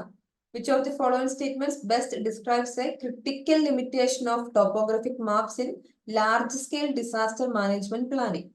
ജോഗ്രഫിയിൽ 5 മാർക്കിന്റെ ഏരിയയിലാണ് നമുക്ക് Indian geography, Kerala geography, world geography വരുന്നത്. പിന്നെ നമുക്കിത് മൊത്തത്തിൽ പഠിക്കുക, 5 മാർക്കിന് വേണ്ടി പഠിക്കുക കുറച്ച് ബുദ്ധിമുട്ടുള്ള കാര്യമാണ്. പക്ഷെ ടോപ്പോഗ്രാഫിക് മാപ്സ് എന്ന് പറയുന്ന സംഗതി പല തവണ പല വട്ടം ചോദിച്ചിട്ടുണ്ട്. ടോപ്പോഗ്രാഫിക് മാപ്സും റിമോട്ട് സെൻസിങ്ങും ഈ 2 മേഖലകൾ വളരെ ഇഷ്ടപ്പെട്ട മേഖലകളാണ്. അതേപോലെ ജോഗ്രഫിയും ചോദിക്കുന്ന ഒരു മേഖലയാണ് ക്ലൈമറ്റ്. നമുക്കറിയാം ഇങ്ങോട്ട് താഴോട്ട് വരുമ്പോൾ മൂന്നോ രണ്ടോ ക്വസ്റ്റ്യന് എന്ന് പറയുന്ന മൺസൂണിനെ പറ്റി തന്നെയാണ്. ഓക്കെ, അതുകൊണ്ട് നിങ്ങൾ റിമോട്ട് സെൻസിങ്ങിനെ പറ്റിയും ടോപ്പോഗ്രാഫിക് മാപ്പിനെ പറ്റിയും കൃത്യമായിട്ടൊന്ന് നോക്കിയിട്ട് പോകുക. നിങ്ങൾ പ്രധാനമായിട്ടും SSCRT പുസ്തകം നോക്കുക. പിന്നെ നിങ്ങൾ ChatGPT ചുമ്മാ കൊടുത്ത് നോക്കുക, അതിന്റെ പ്രശ്നങ്ങൾ എന്തൊക്കെയാണ്, ഇതിന്റെ ഡീമെറിറ്റ്സ് എന്തൊക്കെയാണെന്നുള്ള കാര്യം ഒന്ന് നോക്കാം. പിന്നെ ChatGPT ഉപയോഗിക്കുമ്പോഴും എനിക്ക് പ്രത്യേകിച്ച് പറയാനുള്ളത്, ChatGPT പറയുന്ന എല്ലാ കാര്യങ്ങളും ശരിയാണ് എന്ന് പറയരുത്, അതിനും തെറ്റുപറ്റാറുണ്ട്. സോ ഒരു ഡബിൾ ചെക്ക് നടത്തി ഒരു നോട്ട് തയ്യാറാക്കുക. ടോപ്പോഗ്രാഫിക് മാപ്പിനെ പറ്റിയും റിമോട്ട് സെൻസിങ്ങിനെ പറ്റിയും നിങ്ങൾക്ക് ഹെൽപ്ഫുൾ ആകും. ഇവിടുത്തെ ഉത്തരം എന്ന് പറയുന്നത് ഓപ്ഷൻ എ ആണ്. They provide precise elevation details but may not account for real-time changes in terrain due to natural disasters. So ഇവരുടെ ടോപ്പോഗ്രാഫിക് മാപ്പിനെ പറ്റി ഒരു ലിമിറ്റേഷൻ പറഞ്ഞിരിക്കുന്നതാണ്. ഇനി ക്വസ്റ്റ്യൻ നമ്പർ 12 ആണ്. ഇതിന്റെ ശേഷം എനിക്കൊന്ന് കൃത്യമായിട്ട് വായിക്കേണ്ടിയിരിക്കുന്നു, അതുകൊണ്ട് ഞാൻ കൂടുതൽ എക്സ്പ്ലനേഷൻ തരാത്തത്. ഓപ്ഷൻ 12 ബി ആണ് ശരിയായിട്ട് പറയുന്നത്. ജിയോമോർഫോളജിക്കൽ പ്രോസസ്സും ക്ലൈമറ്റും കൂടെ ഇന്റർപ്ലേ ചെയ്യുമ്പോൾ ഉണ്ടാകുന്ന വ്യത്യാസങ്ങളെ പറ്റിയുള്ള ചോദ്യമാണിത്. അതിൽ ഓപ്ഷൻ ബി ആണ് ശരിയായിട്ടുള്ള ആൻസർ. ഇനി 13ാമത്തെ ചോദ്യം. 13ഉം 14ഉം എന്താണ്? ക്ലൈമറ്റിൽ നിന്ന് തന്നെ ചോദിച്ച ക്വസ്റ്റ്യൻ ആണ്. സോ ക്ലൈമറ്റ്, മൺസൂൺ, ഈവൻ 15 ആണെങ്കിലും അതൊരു ബന്ധമുണ്ട്. ക്ലൈമറ്റും മൺസൂൺ ഒക്കെ വളരെ ഇമ്പോർട്ടന്റ് ആണെന്നുള്ള കാര്യം ഓർക്കുക. അതില് ക്ലൈമറ്റ് അല്ലെങ്കിൽ മൺസൂൺ എന്ന് പറയുന്ന ഒരു കോൺസെപ്റ്റ് ജനറൽ ആയിട്ടും ഇന്ത്യയിലെ മൺസൂണിന്റെ കാര്യങ്ങളും പർട്ടിക്കുലർ ആയിട്ട് നമ്മൾ പഠിക്കേണ്ടിയിരിക്കുന്നു. ഈ ഒരു ക്വസ്റ്റ്യൻ നോക്കാം. Which of the following statements best explains how India's geographical features influence the monsoon climate? എന്തൊക്കെയാണ്?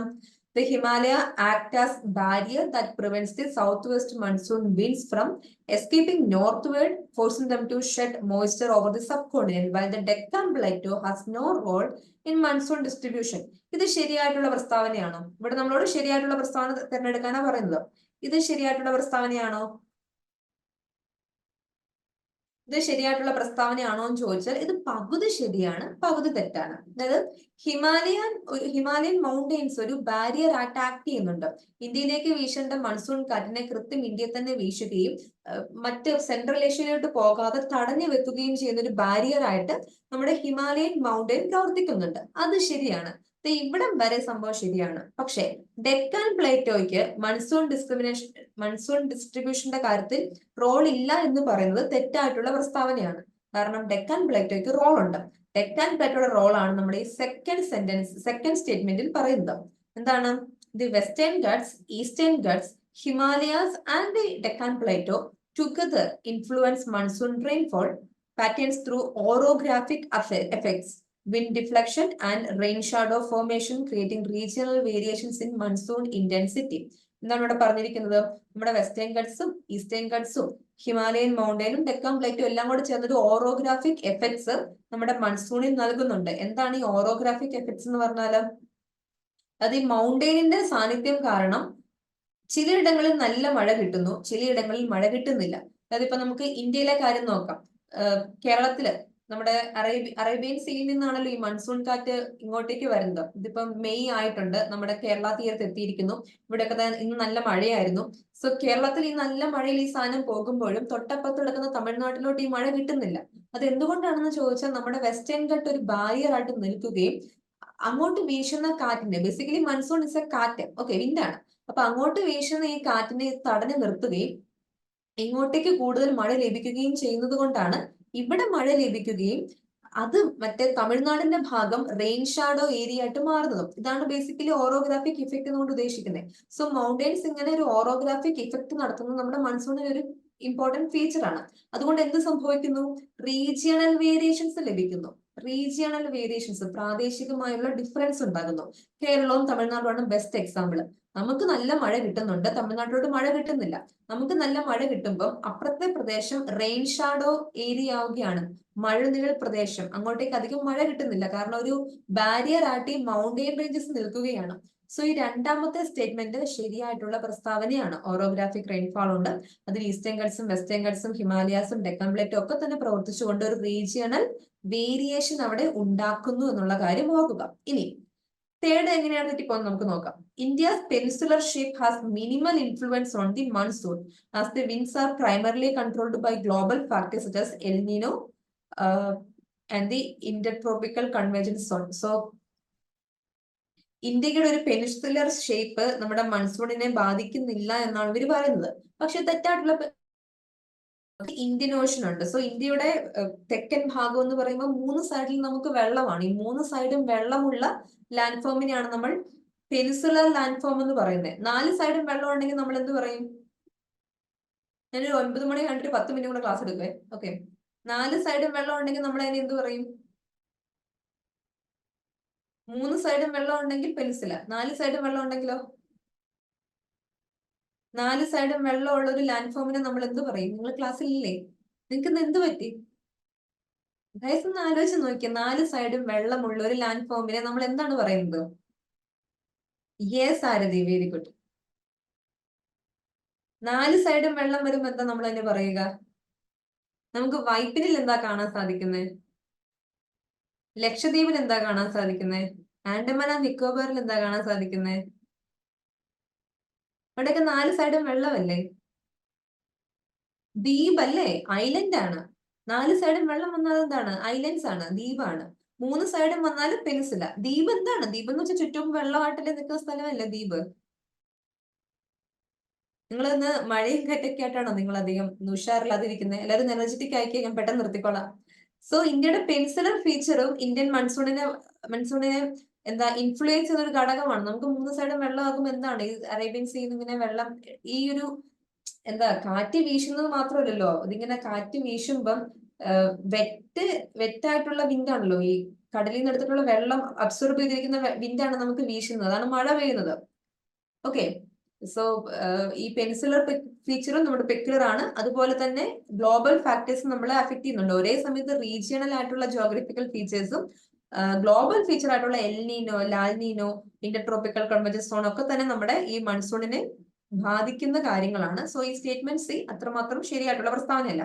ഇനി Thar desert enhances monsoon strength by creating high pressure system that attracts moisture laden winds എന്നാണ് പറയുന്നത്. ഇവിടെ ഒരു ഫാക്ച്വൽ എറർ ഉണ്ട്. കാരണം എന്താണ്? High pressure region എന്നാണ് ഇവിടെ പറഞ്ഞിരിക്കുന്നത്. ബേസിക്കലി താർ ഡെസേർട്ട് എന്ന് പറയുന്നത് എന്താണ്? ഒരു ഡെസേർട്ട് ആണ്. ഡെസേർട്ടിൽ ടെമ്പറേച്ചർ കൂടുതലായിരിക്കോ കുറവായിരിക്കോ? ഡെസേർട്ടില് ടെമ്പറേച്ചർ കൂടുതലാണോ കുറവാണോ? നിങ്ങൾ ഇതിന് ഉത്തരം പറഞ്ഞില്ലെങ്കിൽ നിങ്ങൾ ഈ ക്ലാസ്സിൽ ഇരിക്കുന്നേ ഇല്ലെന്ന് ഞാൻ അസ്യൂം ചെയ്യും. ഡെസേർട്ടിലെ ടെമ്പറേച്ചർ എങ്ങനെയാണ്? ഹൈ ടെമ്പറേച്ചർ ആണോ ലോ ടെമ്പറേച്ചർ ആണോ? യെസ്, കൂടുതലാണല്ലേ.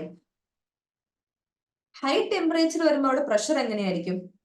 ഒരു പ്രദേശത്ത് ഹൈ ടെമ്പറേച്ചർ വരുമ്പോൾ അവിടെ പ്രഷർ എങ്ങനെയായിരിക്കും? ഒരു പ്രദേശത്ത് ഹൈ ടെമ്പറേച്ചർ ആണെങ്കിൽ പ്രഷർ ലോ ആയിരിക്കും. ടെമ്പറേച്ചറും പ്രഷറും ഒരുമിച്ച് പോകത്തില്ല. ഹൈ ടെമ്പറേച്ചർ ആണെങ്കിൽ അവിടെ ലോ പ്രഷർ ആയിരിക്കും, ലോ ടെമ്പറേച്ചർ ആണെങ്കിൽ അവിടെ ഹൈ പ്രഷർ ആയിരിക്കും. പക്ഷെ ഇവിടെ താർ ഡെസേർട്ടിൽ എന്താ പറയുന്നത്? Creating A high pressure system എന്നാ പറഞ്ഞേക്കുന്നത്. താർ ഡെസേർട്ടിൽ ഹൈ പ്രഷർ സിസ്റ്റം അല്ല, ലോ പ്രഷർ സിസ്റ്റം ആണ്. കാരണം അവിടെ ഹൈ ടെമ്പറേച്ചർ ആണ്. സോ ഈ ഇതില് ഫാക്ച്വൽ എറർ ഉണ്ട്. അതുകൊണ്ട് ഈ പ്രസ്താവന സ്യൂട്ടബിൾ അല്ല. സോ ഇവിടെ ബി ആണ് സ്യൂട്ടബിൾ ആയിട്ടുള്ള പ്രസ്താവന എന്ന് പറയാൻ വേണ്ടിയാണ് ഞാൻ 4 പ്രസ്താവനയും പറഞ്ഞത്. ഞാൻ പിന്നെ പറഞ്ഞത് ബേസിക് ഒരു മൺസൂണിനെ പറ്റി ഒരു ജസ്റ്റ് ഒരു ഐഡിയ കൂടി നിങ്ങൾക്ക് കിട്ടട്ടെ, ഇനി അടുത്ത എക്സാമിൽ ചിലപ്പോൾ ഹെൽപ്ഫുൾ ആയാലോ. ഇനി 14ാമത്തെ ക്വസ്റ്റ്യൻ, ഇതും മൺസൂണിനെ പറ്റി തന്നെയുള്ള ക്വസ്റ്റ്യൻ ആണ്. Which of the following best explains the complex interplay of factors influence in the variability and intensity of Indian monsoon? Indian മൺസൂണിനെ പറ്റിയുള്ള ഏറ്റവും ബെസ്റ്റ് ആയിട്ടുള്ള എക്സ്പ്ലനേഷൻ എന്താണെന്ന് ചോദിച്ചിരിക്കുന്നത്. The Indian monsoon is solely driven by the temperature contrast between land and sea with no impact from global climatic phenomenon എന്നാണ് പറഞ്ഞിരിക്കുന്നത്. നമ്മുടെ Indian monsoon എന്ന് പറയുന്നത് ലാൻഡിലെ ഹൈ പ്രഷർ ലോ പ്രഷർ വ്യത്യാസം കൊണ്ട് മാത്രം പ്രവർത്തിക്കുന്ന ഒരു സാധനമാണ്, അല്ലാതെ ഗ്ലോബൽ ക്ലൈമാറ്റിക് ഫീച്ചറുമായിട്ട് ഇതിന് യാതൊരു ബന്ധവും ഇല്ലെന്നാണ് പറഞ്ഞിരിക്കുന്നത്. തെറ്റാണ്. നമ്മൾ നേരത്തെ കണ്ടു എൽനീനോ, ലാൽനീനോ, ഇന്റർട്രോപ്പിക്കൽ കൺവെർജൻസ് സോൺ ഇതൊക്കെയായിട്ട് ഇതിന് ബന്ധമുണ്ട്. സോ ഗ്ലോബൽ ഫീച്ചേഴ്സും റീജിയണൽ ഫീച്ചേഴ്സും കാരണമാണ് നമുക്ക് മൺസൂൺ മഴ ഉണ്ടാകുന്നത് എന്നുള്ള കാര്യം ഓർക്കുക. ഇനി the shift in intertropical convergence zone, along with factors like jet stream, orographic effects, El Nino, south oscillation events, governs the seasonal strength and distribution of monsoon rainfall. ഇതവിടെ നിൽക്കട്ടെ, നമുക്ക് ബാക്കി നോക്കാം. The southwest and northeast monsoon are independent systems with no interconnection, operating purely based on regional wind pattern. South west മൺസൂണും north east മൺസൂണും നമ്മുടെ ഇടവപ്പാതിയും തുലാവർഷവും ഒക്കെ തന്നെ ഇൻഡിപെൻഡന്റ് ആയിട്ട് നിൽക്കുന്ന മൺസൂൺ സിസ്റ്റം ആണ്, റീജിയണൽ വിൻഡ് പാറ്റേൺ ആണ്. അവർക്ക് ബന്ധമില്ലെന്നാണ് പറയുന്നത്. പക്ഷെ തെറ്റാണ്. ഈ അങ്ങോട്ടേക്ക് പോകുന്ന സൗത്ത് വെസ്റ്റ് മൺസൂണിന്റെ ഇങ്ങോട്ടേക്കുള്ള തിരിച്ചുവരവാണ് നോർത്ത് ഈസ്റ്റ് മൺസൂൺ എന്ന് പറയുന്നത്. അത് ഇൻഡിപെൻഡന്റ് അല്ല, പരസ്പരം ഡിപെൻഡന്റ് ആണ്.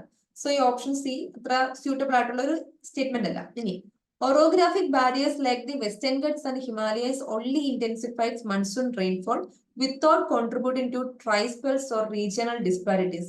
ഇതും തെറ്റാണ്. നമ്മൾ നേരത്തെ പഠിച്ചു. ഒറോഗ്രാഫിക് ബാരിയേഴ്സ് എന്ന് പറയുന്നത് ഒരിടത്ത് നല്ല മഴ കൊടുക്കുകയും മറ്റിടത്ത് മഴ കുറയ്ക്കുകയും ചെയ്യുന്ന സംഗതികളാണ്. സോ വെസ്റ്റേൺ ഗട്ട്സിൽ ഒറോഗ്രാഫിക് ഉണ്ടാകുമ്പോൾ കേരളത്തിൽ നല്ല മഴ കിട്ടുന്നു, നമ്മുടെ ഇവിടെ തമിഴ്നാട്ടിൽ മഴ കിട്ടുന്നില്ല. സോ റീജിയണൽ ഡിസ്പാരിറ്റി അവിടെ ഉണ്ടാക്കുന്നുണ്ട്. സോ ഇവിടെ റീജിയണൽ ഡിസ്പാരിറ്റി ഇല്ല എന്ന് പറയുമ്പോൾ തെറ്റായിട്ടുള്ള പ്രസ്താവനയാണ്. റീജിയണൽ ഡിസ്പാരിറ്റി ഉണ്ടാക്കുന്നുണ്ട്. സോ എയും സിയും ഡിയും അത്യാവശ്യം ശരിയായിട്ടുള്ള മറുപടി സ്റ്റേറ്റ്മെന്റ്സ് അല്ല. ഇനി ബി നോക്കാം. Shift in intertropical convergence zone ഉണ്ട്. Other factors like jet stream, orographic effects, and the El Nino factors. They govern the seasonal strength and distribution of monsoon rainfall ആണ് ഇവിടെ ശരിയായിട്ടുള്ള പ്രസ്താവന എന്നുള്ള കാര്യം ഓർക്കുക. ഓക്കെ, ഇതാണ് ജോഗ്രഫിയിലെ ശരിയായിട്ടുള്ള പ്രസ്താവന. ഇനി പാലക്കാടും കണ്ടും കൂടെ നോക്കാം.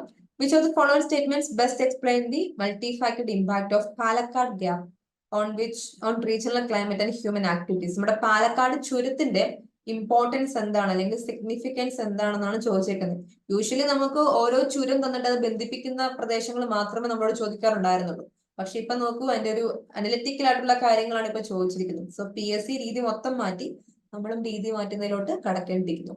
സോ ഇവിടുത്തെ ശരിയായിട്ടുള്ള ഉത്തരം എന്താണ്? ഓപ്ഷൻ സി ആണ്. It act as A climatic gateway allowing moisture laden winds to influence rainfall patterns while shaping economic and historical connectivity. ഒരു മൾട്ടി ഫാക്ടഡ് ആണ്, അതായത് ക്ലൈമാറ്റിക് ഗേറ്റ്വേ ആണ്, വിൻസിന് അങ്ങോട്ടേക്കുള്ള പാസേജ് ഹെൽപ്പ് ചെയ്യുന്നു, പിന്നെ ഇക്കണോമിക് ആൻഡ് ഹിസ്റ്റോറിക്കൽ കണക്ടിവിറ്റീസിന്റെ ഭാഗം കൂടിയാണെന്നുള്ള കാര്യം കൂടി ഓർക്കുക. ഓക്കെ, ഇപ്പൊ ഒരു ഒറ്റ കാര്യത്തിൽ മാത്രമല്ല പല കാര്യത്തിലും ഹെൽപ്ഫുൾ ആണെന്നുള്ള കാര്യം കൂടി ഓർക്കുക. സോ നമ്മൾ 15 ചോദ്യങ്ങൾ കണ്ടു. ബാക്കി നമുക്കിനി നാളെ നോക്കാം. നാളെയും കൂടെ നമുക്ക് കുറേ കൂടെ ക്വസ്റ്റ്യൻസ് നോക്കാം. പിന്നെ ഇനി വരാൻ പോകുന്നൊക്കെ തന്നെ ചെറിയ ചെറിയ ക്വസ്റ്റ്യൻസ് ആണ്. നമുക്ക് അധികം സമയം അവിടെ എടുക്കേണ്ടി വരത്തില്ല എക്കണോമിക്സിൽ ഒഴികെ. അപ്പം ഞാൻ പെട്ടെന്ന് ക്വസ്റ്റ്യൻ കണ്ടപ്പം നോക്കിയിട്ടുള്ള എക്സ്പ്ലനേഷൻസ് ആണ്. ഞാൻ ജോഗ്രഫിയിൽ 2 എണ്ണം പെട്ടെന്ന് ഓടിച്ചു വിട്ടു. അത് ഞാൻ നാളെ ഡീറ്റെയിലായിട്ട് പറഞ്ഞുതരാം. സോ എന്തെങ്കിലും ഡൗട്ട് ഉണ്ടോ ഇതുവരെ പറഞ്ഞ കാര്യങ്ങളിൽ? ഞാൻ എന്തുകൊണ്ടാണ് നിങ്ങളോട് ക്വസ്റ്റ്യൻ പേപ്പർ നോക്കണം എന്നുള്ള കാര്യം പറയുന്നത് മനസ്സിലായോ? കാരണം നമ്മൾ ഒരു ഈസി ഗോയിലോ കെയർ ഫ്രീ ആറ്റിറ്റ്യൂഡിലോ പോയിട്ട് കാര്യമില്ല. അത്യാവശ്യം എക്സാമിന്റെ ലെവല് നല്ല രീതിയിൽ മാറുന്നുണ്ട്. സോ നമ്മളും ആ രീതിയിൽ ക്വസ്റ്റ്യൻ പേപ്പർ എല്ലാം കണ്ട് മനസ്സിലാക്കിയിട്ട് വേണം പോകാൻ. അല്ലാതെ ചെന്നിരുന്നിട്ട് അയ്യോ ഞാൻ ഉദ്ദേശിച്ചത് ഇങ്ങനെ ചോദ്യങ്ങളല്ല എന്ന് പറഞ്ഞിട്ട് കാര്യമില്ല. PSC അതിന്റെ ഹിന്റ് നമുക്ക് 1ാമത്തെ ഘട്ട എക്സാമിനോട് തന്നിട്ടുണ്ട്. അപ്പൊ 2ാമത്തെ ഘട്ടത്തിന് ഒരുങ്ങേണ്ടത് നമ്മുടെ ചുമതലയാണ്. അപ്പൊ നമ്മളത് കൃത്യമായിട്ട് തന്നെ ആ ഒരു രീതിയിൽ പഠിച്ചു ഒരുങ്ങേണ്ടത് ഉണ്ട് എന്നുള്ള കാര്യം ഒന്ന് ജസ്റ്റ് ഓർമ്മിപ്പിക്കുന്നു. ഓക്കെ, അങ്ങനെയാണെങ്കിൽ നമുക്ക് ഇന്നത്തേക്ക് വരിക, നാളത്തേക്ക് കാണാം. Thank you so much.